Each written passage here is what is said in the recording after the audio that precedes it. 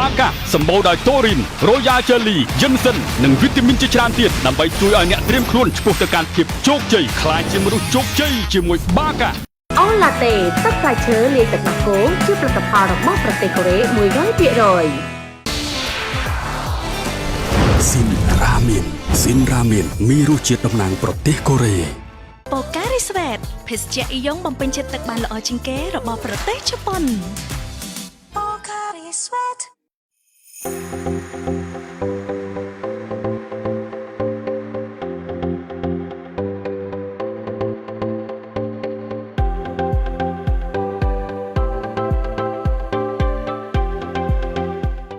ចាជំរាបសួរបងរុនជួបគ្នាជាថ្មីម្ដងទៀតហើយនៅក្នុងទឹកដីនៃខេត្តបាត់ដំបងជាពិសេសនោះគឺជាទឹកដីប្រវត្តិសាស្ត្រហើយកន្លងមកខ្ញុំបានជជែកជាមួយនឹងបងច្រើនហើយពាក់ព័ន្ធជាមួយនឹងតំបន់ទេសចរមិនថាបែបបុរាណដែលសល់គេហៅថាសំណង់ចាស់ណាហើយក៏មានការអភិវឌ្ឍថ្មីបន្ថែមទៀតផងដែរអញ្ចឹងបងរុនអាចជម្រាបជូនទៅដល់ទស្សនិកជនក៏ដូចជាបងប្អូនប្រជាពលរដ្ឋយើងឲ្យបានដឹងបន្ថែមទៀតដែរទេថានៅក្នុងខេត្តបាត់ដំបងក្រៅអំពីតំបន់ប្រវត្តិសាស្ត្រក៏ដូចជាតំបន់កែច្នៃថាតើយើងមានការអភិវឌ្ឍបន្ថែមទៀតដែរទេដើម្បីទាក់ទាញទៅដល់ភ្ញៀវទេសចរបាទជាបឋមសូមជម្រាបសួរបានប្រិយមិត្តទស្សនិកជនបាទហើយអរគុណបងបាទបានផ្ដល់ឱកាសសម្រាប់ខ្ញុំបានចូលរួមនៅក្នុងកម្មវិធីពេលនេះបាទជាក់ស្ដែងបាត់ដំបងយើងគឺតែងតែមានអ្វីដែលថ្មីដែលពាក្យពីចាស់ពីដើមថាបាត់ដំបងដីស្អិតអញ្ចឹងមកហើយគឺនឹងមានភាពតាក់ទាញអ្វីជាច្រើនបាទហើយសម្រាប់នៅក្នុងពេលបច្ចុប្បន្ននេះយើងឃើញថានៅតំបន់កំសាន្តក៏ដូចជាគោលដៅទេសចរនានានៅក្នុងខេត្តបាត់ដំបងគឺមានការរៀបចំហើយមានការកែសម្រួលមើលភាពតាក់ទាញជាច្រើនមិនថាទាំងនៅក្នុងក្រុងក៏ដូចជានៅតាមបណ្ដាស្រុកផ្សេងៗបាទជាក់ស្ដែងយើងឃើញងាកមកនៅក្នុងក្រុងបាត់ដំបងគឺមានការអភិវឌ្ឍនៅសួនច្បារអមដងស្ទឹងសង្កែដែលជាចំណុចមួយដែលតាក់ទាញសម្រាប់បងប្អូនប្រជាពលរដ្ឋទៅដើរហាត់ប្រាណកំសាន្តហើយក៏មានកន្លែងទីតាំងមួយចំនួនទៀតឧទាហរណ៍ដូចជានៅសួនសិល្បៈដែលមានការរៀបចំដាក់តាំងបង្ហាញរូបសំណាករបស់កវីនិពន្ធក៏ដូចជាគេហៅថាតារាចម្រៀងសម័យដើមហ្នឹងហើយនឹងឧបករណ៍ភ្លេងជាច្រើនហើយឥឡូវនេះគឺមិនទាន់រួចរាល់ 100% ទេនៅមានការរៀបចំឲ្យកាន់តែមានភាពតាក់ទាញបន្ថែមទៀតហើយនេះគឺជាចំណុចមួយដែលអាចជាផ្នែកនៅក្នុងការតាក់ទាញភ្ញៀវទេសចរឲ្យមកទស្សនាកម្សាន្តផងដែរជាពិសេសទេសចរដែលចូលចិត្តជាមួយនឹងការស្វែងយល់បែបសិល្បៈជាដើមហើយក៏កម្រងនៅក្នុងការរៀបចំសង្កែ Walk Street នៅអមជាមួយនឹងសួនសិល្បៈនៅផ្លូវលេខ 1 នេះផងដែរបាទហើយក៏យើងធ្វើយ៉ាងណាជំរុញតំបន់អភិរក្សបាទទាំង800ក្នុងផ្ទះនៅក្នុងក្រុងបាត់ដំបងនៅតំបន់អភិរក្សហ្នឹងដើម្បីបង្កើតឲ្យមានសកម្មភាពនៅក្នុងការតាក់ទាញភ្ញៀវទេសចរឲ្យអញ្ជើញមកទស្សនាកម្សាន្តងាកទៅតំបន់ក្រៅពីក្រុងបាត់ដំបងក៏យើងមានការរៀបចំអភិវឌ្ឍថ្មីជាច្រើនបាទក្រោមការដឹកនាំដ៏ខ្ពង់ខ្ពស់របស់អាដាមសុកលូអភិបាលនៃគណៈខេត្តបាត់ដំបងតែងតែមានការគិតគូរអំពីវិស័យទេសចរជាប្រចាំដែលធ្វើយ៉ាងណាឲ្យវិស័យនេះបានចូលរួមចំណែកឲ្យមានការអភិវឌ្ឍលើកមុខមាត់ខេត្តជាពិសេសផ្ដល់ឱកាសការងារនិងបង្កើនចំណូលសេដ្ឋកិច្ចមូលដ្ឋានបាទអញ្ចឹងយើងឃើញថាដូចនៅភ្នំសំពៅបាទបើសិនជាខានទៅភ្នំសំពៅមួយរយៈទៅឥឡូវនឹងមានអ្វីដែលថ្មីបាទសួនច្បារដ៏ស្រស់ស្អាតបាទប្រកបទៅដោយស្តង់ដារបានផ្ដល់នៅកន្លែងសម្រាប់មើលវិទ្យុនិងទីតាំងថតរូបស្អាតជាច្រើននៅលើនៅជើងភ្នំហើយនៅលើភ្នំក៏មានការគិតគូររៀបចំប្រកបដោយភាពតាក់ទាញផងដែរហើយក៏មានកម្រងជាបន្តបន្ទាប់ទៀតនឹងធ្វើឲ្យភ្ញៀវទេសចរដែលមកកំសាន្តហ្នឹងអត់មានអារម្មណ៍ថាធុញទ្រាន់នឹងទទួលបាននៅបទពិសោធន៍ថ្មីជាច្រើនបន្ថែមពីនេះនៅតាមគោលដៅផ្សេងដូចជានៅខាងកពីងពួយមានការសាបនាផ្លូវបេតុងនៅទំនប់នឹងហើយក៏នឹងក្រងរៀបចំកែលម្អរមណីយដ្ឋានកពីងពួយហ្នឹងឲ្យមានភាពតាក់ទាញហើយមានសណ្ដាប់ធ្នាប់ល្អប្រសើរសម្រាប់ភ្ញៀវទេសចរទាំងជាតិនិងអន្តរជាតិទៅទស្សនាកម្សាន្តស្វែងយល់នៅរមណីយដ្ឋានគេហៅពាក់ព័ន្ធទៅនឹងប្រវត្តិសាស្ត្រខ្មែរក្រហមហើយទេសភាពដ៏ស្រស់ត្រកាលផងដែរបន្ថែមពីនោះនៅតាមតំបន់ផ្សេងទៀតដូចខាងស្រុកសំឡូតរតនមណ្ឌលអីដែលមានរមណីយដ្ឋាននៅទីនោះស្រាប់ហ្នឹងគឺកំពុងតែខិតខំនៅក្នុងការរៀបចំអភិវឌ្ឍបន្ថែមដែលមានភាពតាក់ទាញហើយជាពិសេសសេវាស្នាក់នៅដែលនៅតំបន់ធម្មជាតិនោះគឺមានការនិយាយទៅបង្កើតនៅគេហៅថាសកម្មភាពក៏ដូចជាផលិតផលដ៏តាក់ទាញហើយមានការផ្សារភ្ជាប់ពីតំបន់មួយទៅតំបន់មួយ មួយធ្វើឲ្យភ្ញៀវទេសចរទៅនឹងមកខ្សែទស្សនកិច្ចមកកង្វាត់ហ្នឹងគឺគាត់មានកន្លែងដើរលេងទស្សនាច្រើនមែនទែនបាទចាជាការពិតដោយដែរនេះខ្ញុំបានមកពីឆ្នាំកន្លងទៅណានៅខាងភ្នំសំពៅធ្វើអត់ទាន់ហើយមែនក៏ប៉ុន្តែភ្ញៀវទេសចរជាតិនិងអន្តរជាតិគឺគាត់ទៅចូលរួមទស្សនាច្រើនជាមួយនឹងរូបភាពក៏ដូចជាគេហៅថាស្តង់ផលិតផលខ្មែរណាអ្វីដែលនេះខ្ញុំចាប់អារម្មណ៍ជាមួយនឹងបងរត់ដែលបានលើកឡើងពាក់ព័ន្ធជាមួយនឹងទីតាំងស្នាក់នៅថាតើយើងបានបណ្ដុះបណ្ដាលវគ្គបដិសណ្ឋារកិច្ចជូនទៅដល់ផ្នែកសន្តាគារឬក៏ផ្ទះសំណាក់ដែរទេដើម្បីឲ្យគាត់គិតគូរថាធ្វើយ៉ាងណាគេហៅថាស្នាក់នៅដោយផាសុកភាពដើម្បីតាក់ទាញទៅដល់ភ្ញៀវទេសចរដែលគាត់អញ្ជើញមកពីខេត្តផ្សេងឲ្យមកស្នាក់នៅទីនេះបានយូរថ្ងៃក្នុងការដើរទស្សនាព្រោះថា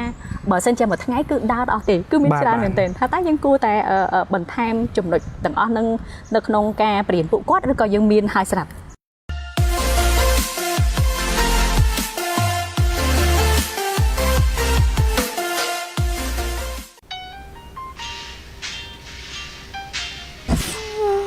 អស់កម្លាំង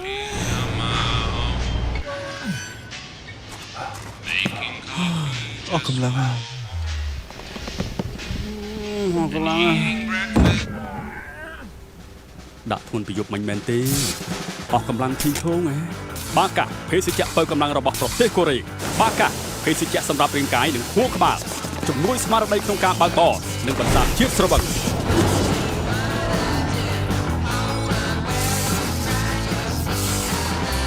បាកាអ្នកទាំងអស់គ្នាពោពេញដោយធម៌ពលបាកាលើសពីភេសជ្ជៈបើកម្លាំងអស់កម្លាំងកុំបារម្ភបាកា Sugar Free គ្មានជាតិស្ករក៏អាចបើកម្លាំងបានបាកាអ្នកទាំងអស់គ្នាពោពេញដោយធម៌ពលបាកាសម្រាប់រាងកាយនិងខួរក្បាលបាកាលើសពីភេសជ្ជៈបើកម្លាំងមានតែគាត់ពូការីស្វេតមានប្រភពមកពីណា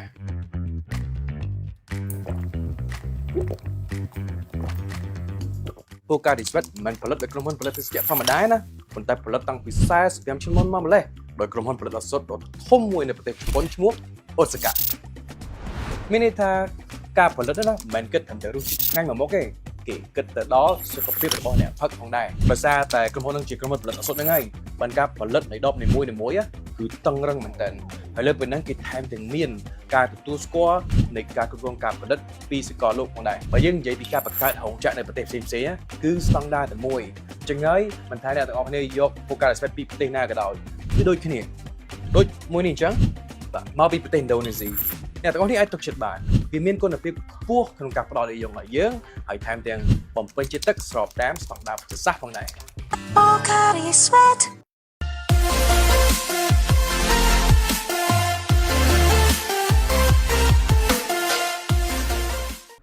បាកាសម្បូរដោយតូរីន Royal Jelly Ginseng និងវីតាមីនជាច្រើនទៀតដើម្បីជួយឲ្យអ្នកត្រៀមខ្លួនឆ្ពោះទៅកាន់ភាពជោគជ័យក្លាយជាមនុស្សជោគជ័យជាមួយបាកាអូឡាតេទឹកផ្លែឈើលាយទឹកដោះគោជាផលិតផលរបស់ប្រទេសកូរ៉េ 100%ស៊ីនរ៉ាមែនមានរសជាតិតំណាងប្រទេសកូរ៉េ Pocari Sweat ភេសជ្ជៈអ៊ីយ៉ុងបំពេញចិត្តទឹកបានល្អជាងគេរបស់ប្រទេសជប៉ុន Pocari Sweat បាទជាការពិតណាស់សក្តានុពលនៅក្នុងខេត្តបាត់ដំបងយើងមានច្រើនមានភាពតាក់ទាញហើយមានលក្ខណៈពិសេសជាច្រើនប៉ុន្តែបើសិនជាយើងមានតែសក្តានុពលមានតែកន្លែងកំសាន្តប៉ុន្តែយើងអត់បំពាក់នៅសេវាប្រកបទៅដោយបរិយាកិច្ចហ្នឹងក៏មិនអាចធ្វើឲ្យភ្ញៀវទេសចរដែលអញ្ជើញមកម្ដងហើយគាត់នឹងអញ្ជើញមកម្ដងទៀតទេបាទជាក់ស្ដែងសម្រាប់ខេត្តបាត់ដំបងគឺយើងបានទទួលគេហៅថាគម្រោងបាទពីអង្គការ Sweet Contest នៅក្នុងការពង្រឹងក៏ដូចជាការបង្កើតនៅការវគ្គបណ្ដុះបណ្ដាលជាច្រើនបាទជាវគ្គបណ្ដុះបណ្ដាលបរិយាកិច្ចហុកការបាទរបស់ក្រសួងទេសចរអញ្ចឹងយើងបានបើកវគ្គនេះបាទជាច្រើនវគ្គហើយជាពិសេសនៅក្នុងតំបន់ដែលមានសក្តានុពលបើក្រុងបាត់ដំបងយើងបើកវគ្គច្រើនមែនទែនហើយយើងបណ្ដុះបណ្ដាលបានច្រើនបាទក្នុងរយៈពេលប្រហែលឆ្នាំនេះហើយឃើញថាការផ្ដល់សេវាកម្មរបស់ខេត្តបាត់ដំបងកាន់តែមានភាពល្អប្រសើរហើយជាក់ស្ដែងនៅតាមបណ្ដាស្រុកផ្សេងៗដូចជាខាងស្រុកសំឡូតរតនមណ្ឌលបណ្ណន់បាទខាងកំរៀងអីព្រំដែននោះក៏ ក៏យើងបានទៅរៀបចំបើកវគ្គបណ្ដុះបណ្ដាលផងដែរដែលធ្វើឲ្យការផ្ដល់សេវាកាន់តែមានភាពល្អប្រសើរផ្ដល់ភាពកក់ក្ដៅនិងបរិយាកាសដ៏ល្អសម្រាប់ភ្ញៀវទេសចរដែលអញ្ជើញទៅទស្សនាកម្សាន្តបាទអញ្ចឹងឥឡូវពួកគាត់បានទទួលបាននូវចំណេះដឹងដែលអាចធ្វើការរៀបចំសេវាប្រកបនឹងប្រកបទៅដោយស្តង់ដារមិនថាតែសេវាស្នាក់នៅក៏ដូចជាសេវាម្ហូបអាហារនិងភេសជ្ជៈជាដើមបាទចាជាការពិតនេះហើយគឺជាចំណុចតាក់ទាញគេហៅថាតាក់បេះដូងមិនត្រឹមតែអ្នកក្នុងខេត្តទេបណ្ដាខេត្ត25ខេត្តក្រុងក៏គាត់មិនអាចរំលងបានដែរជាមួយនឹងខេត្តបាត់ដំបងណាចាបងអរុននៅក្នុងផែនការគោលដៅសម្រាប់ឆ្នាំថ្មីនេះថាតើខាងមន្ទីរក៏ដូចជាក្រសួងពាក់ព័ន្ធគាត់មានការតំណែងតំណងគ្នាយ៉ាងណាដើម្បីឲ្យកាន់តែស្អិតរមួតហើយនឹងមានផែនការបន្តទៀតធ្វើម៉េចដើម្បីពង្រីកសក្តានុពលរបស់យើងបន្ថែមបាទអរគុណក្រោមការដឹកនាំដ៏ខ្ពស់របស់អាដាមហ៊ូតហាក់រដ្ឋមន្ត្រីក្រសួងទេសចរលោកបានគិតគូរនិងជំរុញឲ្យមានការរៀបចំជាផែនការអភិវឌ្ឍបាទសម្រាប់វិស័យទេសចរនៅតាមបណ្ដារាជធានីខេត្តទូទាំងប្រទេសកម្ពុជាយើងហើយជាក់ស្ដែងសម្រាប់ខេត្តបាត់ដំបងនៅចាប់ពីដើមឆ្នាំ2026នេះគឺរដ្ឋបាលខេត្តបាទអាដាមសុកលូអាបាននៃគណៈបាលខេត្តទើបតែអនុម័តសម្រាប់ការបានន័យថាដាក់ចេញនៅផែនការអភិវឌ្ឍទេសចរខេត្តបាត់ដំបងសម្រាប់ឆ្នាំ2026រហូតដល់ឆ្នាំ2030បាទអញ្ចឹងរយៈពេល5ឆ្នាំនេះគឺបាត់ដំបងយើងបានរៀបចំជាផែនការហើយយើងមានសកម្មភាពរហូតដល់159សកម្មភាពនៅក្នុងការអភិវឌ្ឍនៃវិស័យទេសចរទូទាំងខេត្តបាត់ដំបងដោយការគិតគូររៀបចំផែនការអភិវឌ្ឍនោះគឺយើងផ្ដោតទៅលើទាំងការអភិវឌ្ឍហេដ្ឋារចនាសម្ព័ន្ធការពង្រឹងគុណភាពសេវាអនាម័យសន្តិសុខសណ្ដាប់ធ្នាប់ការគិតគូរពី digital ហើយនិងការគ្រប់គ្រងនៅផលប៉ះពាល់ជាច្រើនបាទហើយផែនការនេះយើងគិតថាក្នុងរយៈពេល5ឆ្នាំនេះនឹងមានជាសមិទ្ធផលប្លែកហើយឲ្យបាត់ដំបងយើងឈានទៅរកជាគោលដៅមួយដ៏មានសក្តានុពលនៅភូមិភាគពីរយប់នៃប្រជាជាតិកម្ពុជាបាទចាការប្រែក្លាយមុខមាត់ខេត្តនីមួយៗមិនមែនត្រឹមតែមួយឆ្នាំពីរឆ្នាំអាចធ្វើបានទេអ្វីដែលសំខាន់គឺមានការចូលរួមក៏ដូចជាការគ្រប់គ្រងពីបងប្អូនប្រជាពលរដ្ឋទាំងនៅក្នុងខេត្តទាំងបណ្ដាខេត្តផ្សេងៗធ្វើម៉េចដើម្បីឲ្យវិស័យទេសចរមិនត្រឹមតែខេត្តបាត់ដំបងដែលមានភាពរីកចម្រើនទេសូម្បីតែខេត្តដទៃទៀតក៏គាត់ព្យាយាមធ្វើម៉េចប្រកួតប្រជែងក៏ដូចជាប្រឡងបណ្ដាញគ្នាណាដើម្បីទាក់ទាញទៅដល់ភ្ញៀវទេសចរចាសម្រាប់បងអរុនថាតើបងមានពាក្យពេចន៍អីដើម្បីផ្ដាំផ្ញើទៅដល់បងប្អូនប្រជាពលរដ្ឋនៅក្នុងខេត្តក៏ដូចជាបណ្ដាខេត្តផ្សេងៗឲ្យគាត់អញ្ជើញមកទស្សនានៅសមិទ្ធផលថ្មីៗបន្ថែមទៀតបាទអញ្ចឹង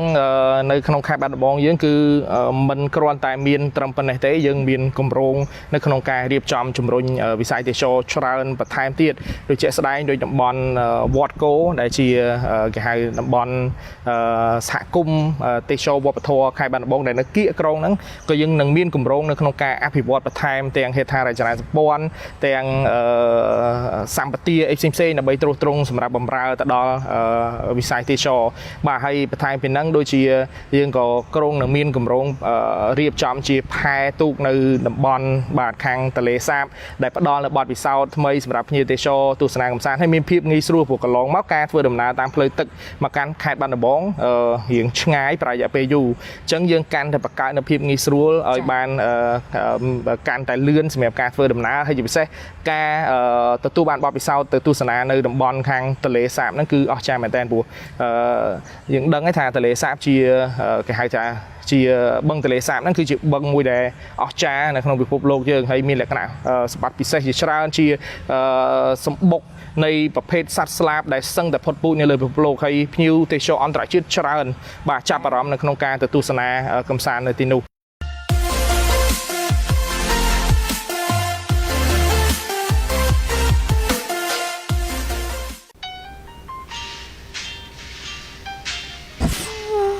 អស់កម្លាំង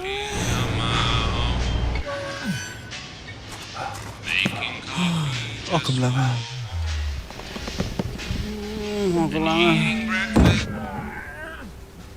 ដាក់ធ្ងន់ប្រយុទ្ធមិនមែនទេ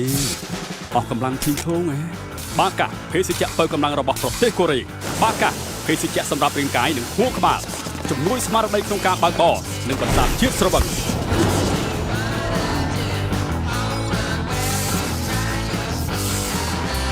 បាកាអ្នកទាំងអស់គ្នាពោពេញដោយធម៌ពល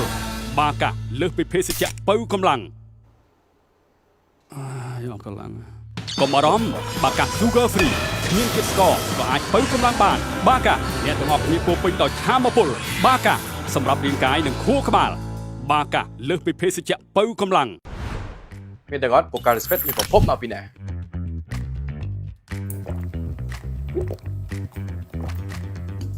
ពូការីស្វេតមិនផលិតដោយក្រុមហ៊ុនផលិតភេសជ្ជៈធម្មតាណាប៉ុន្តែផលិតតាំងពី45ឆ្នាំមុនមកម្លេះដោយក្រុមហ៊ុនផលិតឱសថដ៏ធំមួយនៅប្រទេសជប៉ុនឈ្មោះអូសាកា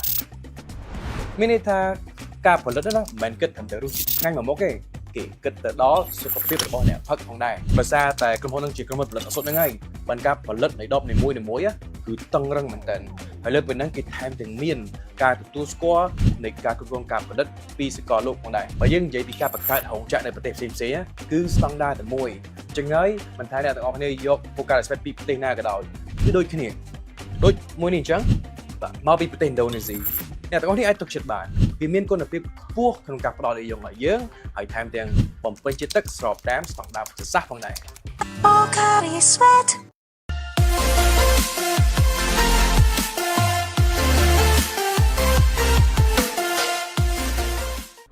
បាកាសម្បូរដោយតូរីន Royal Jelly យិនសិននិងវីតាមីនជាច្រើនទៀតដើម្បីជួយឲ្យអ្នកត្រៀមខ្លួនឆ្ពោះទៅកាន់ភាពជោគជ័យខ្លាចជាមនុស្សជោគជ័យជាមួយបាកា អូឡាតេទឹកផ្លែឈើលាយទឹកដោះគោជាផលិតផលរបស់ប្រទេសកូរ៉េ 100% ស៊ីនរ៉ាមែនមានរសជាតិតំណាងប្រទេសកូរ៉េ Pocari Sweat ភេសជ្ជៈអ៊ីយ៉ុងបំពេញជាតិទឹកបានល្អជាងគេរបស់ប្រទេសជប៉ុន Pocari Sweat បាទហើយបន្ថែមពីហ្នឹងក៏យើងមានការរៀបចំអភិវឌ្ឍនៅជាទេសចរបែបសាសនាជាទេសចរមហោបអាហារហើយគេថាមួយរយៈចុងក្រោយនេះក៏មានការវិនិយោគពីម្ចាស់អាជីវកម្មនៅក្នុងការបង្កើតជាកន្លែងពិសាអាហារដែលមើលទៅលក្ខណៈបែបខ្មែរទ្រង់ទ្រាយដល់ប្រកបដោយភាពតាក់ទាញផ្សេងមិនត្រឹមពីហ្នឹងក៏យើងមានសកម្មភាពជាច្រើនដូចនៅក្នុងពេលចាប់ខាងមុខនេះក៏មានការរៀបចំជាខ្សែទស្សនកិច្ចក្នុងក្រុងតាមរយៈការជិះលំមកខ្មែរយើងបាទដើរទស្សនាមើលអគារសំណង់អភិរក្សដែលបង្កើតនៅគេហៅថាភាពតាក់ទាញក៏ដូចជាសកម្មភាពថ្មីឲ្យទេសចរដែលមកទស្សនាកម្សាន្តខេត្តបាត់ដំបងហ្នឹងគឺចំណាយពេលនៅក្នុងការស្នាក់នៅឲ្យបានកាន់តែយូរអញ្ចឹងការចំណាយពេលស្នាក់នៅកាន់តែយូរគាត់អាចចូលរួមសកម្មភាពទេសចរច្រើនគាត់ចំណាយលុយច្រើនហើយជាពិសេសហ្នឹងគឺទទួលបាននៅបទពិសោធន៍អីផ្សេងហើយថ្មីនេះក៏យើងមានអ្នកជំនាញដែលគាត់បានអញ្ជើញមកខេត្តបាត់ដំបងក៏បានធ្វើការសិក្សាអំពីគេហៅថាយុទ្ធសាស្ត្រនៃលំហូរទេសចរអញ្ចឹងគាត់មកគឺគាត់សិក្សាថាតើបាត់ដំបងយើងមានអីគេខ្លះហើយភ្ញៀវដែលមកហ្នឹងគាត់មកពីណាហើយគាត់ចង់បានអីហើយក៏ចេញជាយុទ្ធសាស្ត្រមួយថាតើអ្វីដែលយើងត្រូវកែសម្រួលអ្វីដែលយើងត្រូវធ្វើឲ្យប្រសើរឡើងហើយធ្វើយ៉ាងណាឲ្យទេសចរដែលមកហ្នឹងគាត់ដកអារម្មណ៍ជាមួយនឹងខេត្តបាត់ដំបងមកយើងឆ្លើយតបទៅនឹងអ្វីដែលជាតម្រូវការផងអតិថិជនដែលជាភ្ញៀវទេសចរទាំងនៅក្នុងប្រទេសហើយជាពិសេសភ្ញៀវទេសចរដែលមកពីគោលដៅបាទនៃប្រទេសគោលដៅដែលអញ្ជើញមកទស្សនានៅក្នុងខេត្តបាត់ដំបងតែម្ដងបាទអញ្ចឹងក្រៅអំពីតំបន់គោលដៅទេសចររមណីយដ្ឋាននិងសក្តានុពលទេសចរនេះគឺខេត្តបាត់ដំបងយើងមានព្រឹត្តិការណ៍ដែលតាក់ទាញភ្ញៀវទេសចរជាច្រើនហើយព្រឹត្តិការណ៍នោះសុទ្ធតែមានគេហៅថាលក្ខណៈពិសេសដូចជាស្ដែងយើងបានរៀបចំជាគេព្រឹត្តិការណ៍ពិព័រណ៍ម្ហូបអាហារនៅ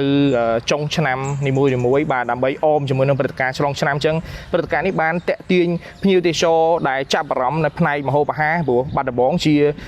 សមាជិកបណ្ដាញទីក្រុងដែលមានភាពច្នៃប្រឌិតរបស់អង្គការ UNESCO ទៅលើផ្នែកម្ហូបអាហារអញ្ចឹងព្រឹត្តិការណ៍នេះគឺធ្វើឡើងដើម្បីគ្រប់គ្រងនៃគេហៅថាភាពជាសមាជិកភាពនឹងផងហើយបង្កើននូវភាពតាក់ទាញភ្ញៀវទេសចរហើយមិនត្រឹមតែភ្ញៀវទេសចរអន្តរជាតិទេសូម្បីតែភ្ញៀវទេសចរជាតិហ្នឹងហើយជាពិសេសយុវជនក្មេងៗជំនាន់ក្រោយហ្នឹងដែលធ្លាប់តែហូបម្ហូបបច្ចុប្បន្នហើយគាត់បានជើញចូលរួមនៅក្នុងកម្មវិធីហ្នឹងគាត់បានឆ្វេងយល់អំពីម្ហូបអាហារខ្មែរដែលមានលក្ខណៈដើមរបស់ជាពិសេសរបស់ខេត្តបាត់ដំបងហើយសម្រាប់កន្លងមកនេះគឺនៅក្នុងរដូវកាលនៃបុណ្យចូលឆ្នាំបាទសង្ក្រាន្តបាត់ដំបងហ្នឹងក៏មានការតាំងបង្ហាញអំពី slow cook បាទដែលធ្វើឲ្យភ្ញៀវទេសចរបាទបងប្អូនជាពលរដ្ឋហ្នឹងបានឃើញអំពីការចម្អិនអាហារផ្ទាល់នៅនឹង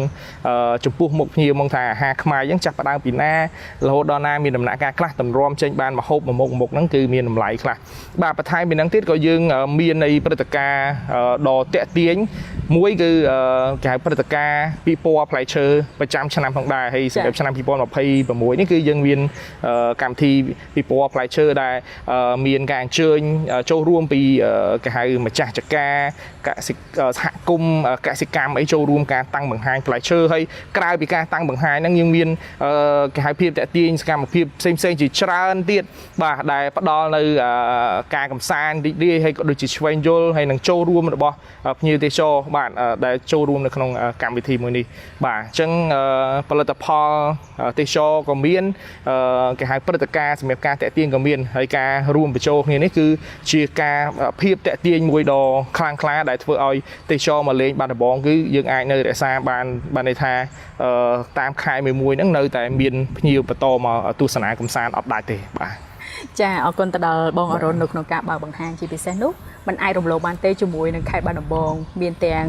រមណីយដ្ឋានបែបប្រវត្តិសាស្ត្ររមណីយដ្ឋានកែច្នៃនិងការអភិវឌ្ឍបន្ថែមទៀតជាពិសេសនោះមានព្រឹត្តិការណ៍បន្តគ្នារហូតគឺថាអត់អាចឲ្យប្រជាពលរដ្ឋរំលោភបានតែម្ដងអញ្ចឹងសម្រាប់បងប្អូនទាំង25ខេត្តក្រុងកុំភ្លេចអញ្ជើញមកលេងខេត្តបាត់ដំបងក៏ដូចជាទស្សនានៅក្នុងខេត្តជាពិសេសនោះគឺការខិតខំប្រឹងប្រែងរបស់មន្ទីរដែល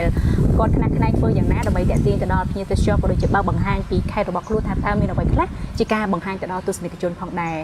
ទស្សនិកជនជាទីគោរពគណៈពេលនេះកម្មវិធីបានឈានដល់ទីបញ្ចប់នាងខ្ញុំខណ្ឌទឹកវិរិយារួមទាំងលោកហមអរុនអនុប្រធានមន្ទីរទេសចរខេត្តបាត់ដំបងរួមនឹងក្រុមការងារសូមអរគុណសូមគោរពលា